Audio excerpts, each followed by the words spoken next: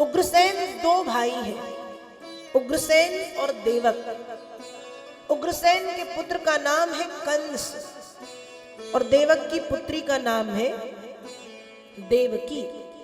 कंस अत्याचारी, आताताई, पापी, अधर्मी, दुष्ट है और देवकी उतनी ही सीधी सादी सरल भोली वाली। कंस अत्याचारी तो है, लेकिन कंस अपनी चचेरी बहन देवकी से बहुत प्रेम करता, स्नेह रखता है।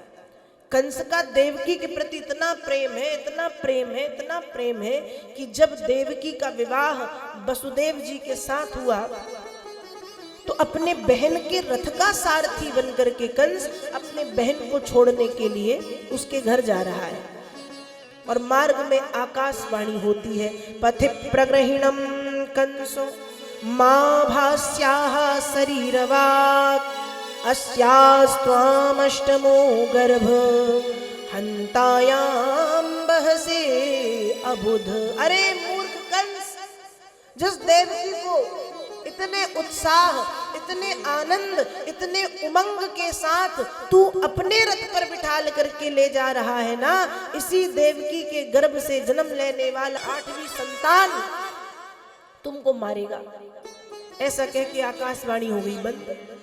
अब आकाशवाणी बंद हुई, थोड़ी देर तो वो सोच में पड़ रहा था कि क्या हुआ, क्या बोला, किसने कहा। उसके बाद रथ रोक के, रथ से नीचे उतर के देवकी के बाल पकड़ के देवकी को रथ से नीचे उतारा, तलवार निकाल के मारने ही वाला था। वसुदेव जी ने हाथ पकड़ा है, शाम दाम दंड भेद 4 नीतियों से समझाया, नहीं माना। कई बार समझाया, नहीं माना। अंत में वचन दिया कि भैया देवकी के गर्भ से जितनी संतान होंगी मैं तुमको लाके दूंगा, तुम जो करना चाहो कर सकते हो, पर देवकी को छोड़ दो, देवकी को छोड़ दो। कंस ने बात मानी कि वसुदेव जी वचन के पक्के हैं, छोड़ दिया। ये अपने घर आए, समय बीता है, समय के साथ एक पुत्र को इन्होंने जन्म दिया है। पुत्र का नाम तक रख गया कीर्तिमान। वसुदेव की रो रही है, पर वसुदेव जी ने हृदय पर पत्थर रख लिया है कि जब वचन दिया है तो वचन पूरा भी होगा।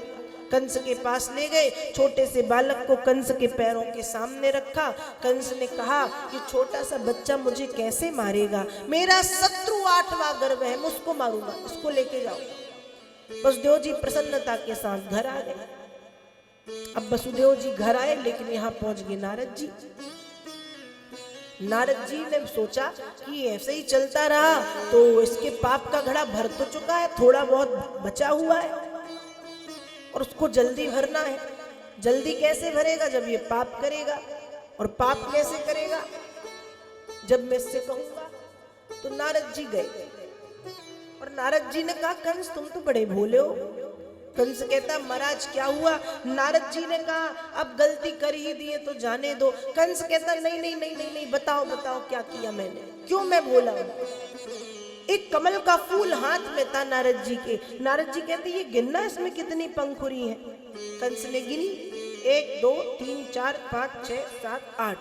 दूसरी पंखुड़ी से गिनो 8, तीसरी से गिनो 8, चौथी से गिनो 8, 5वीं से गिनो 8। नारद जी कहना क्या चाह रहे हैं। नारद जी ने कहा ये कहना चाह रहा हूं जिस प्रकार से ये कमल का फूल, इसको आगे पीछे बीच कहीं से भी गिनने पर 8 हो रहा है, वैसे ही विष्णु छलिया है, किसी भी रूप में आकर के तुमको मार सकता है।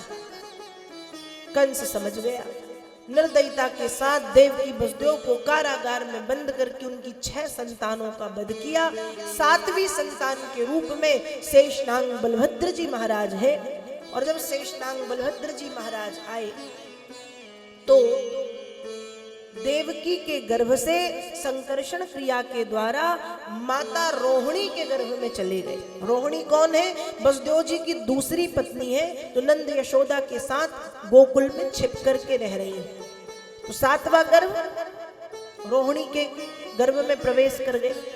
समय बीता है और वह शुभ समय आ गया जब भगवान ने मां के गर्भ में प्रवेश किया।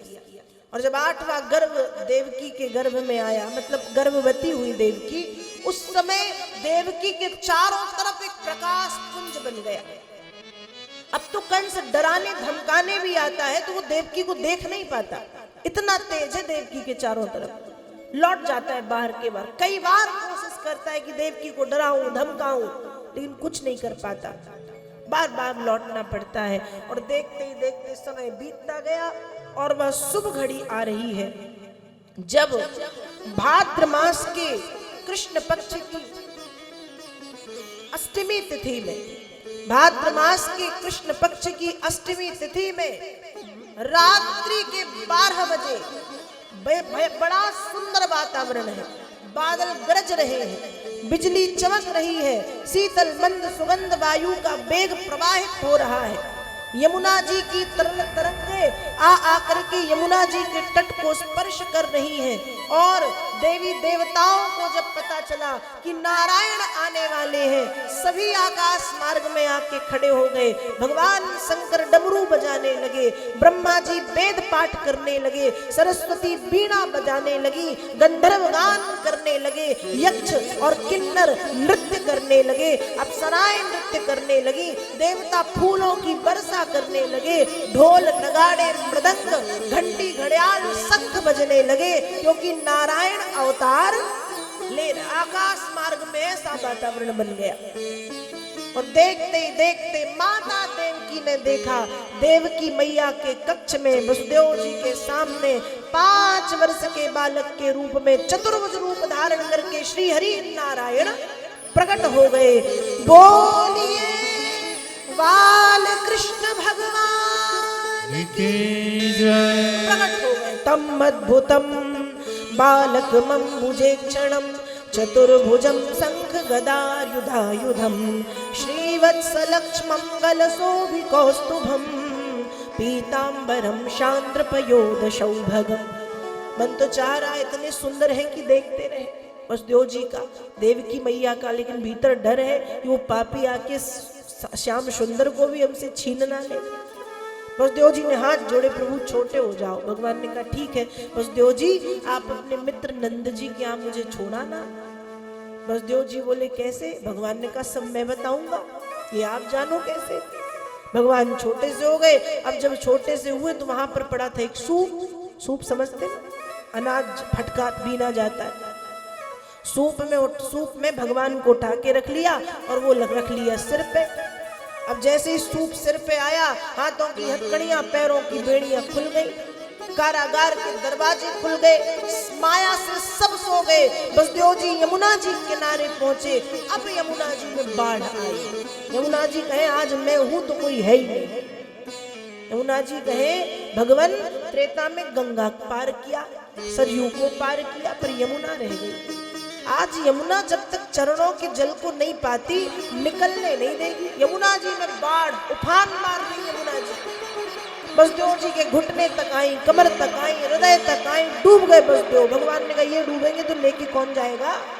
तुरंत पैर बाहर निकाले और यमुना जी ने पैर धोए, जल पिया। यमुना जी पैरों के नीचे से बह रही हैं। वसुदेव जी लाला को लेकर के गोकुल पहुंचे हैं, वहां भी माया का विस्तार है, सब सो रहे हैं। मैया के कक्ष में पहुंचे। यशोदा रानी ने एक छोटी सी लाली को जन्म दिया है और लाला को मैया की बाजू में लिटा के उस छोटी सी कन्या को गोद में उठाया है और वापस वसुदेव जी मथुरा आए।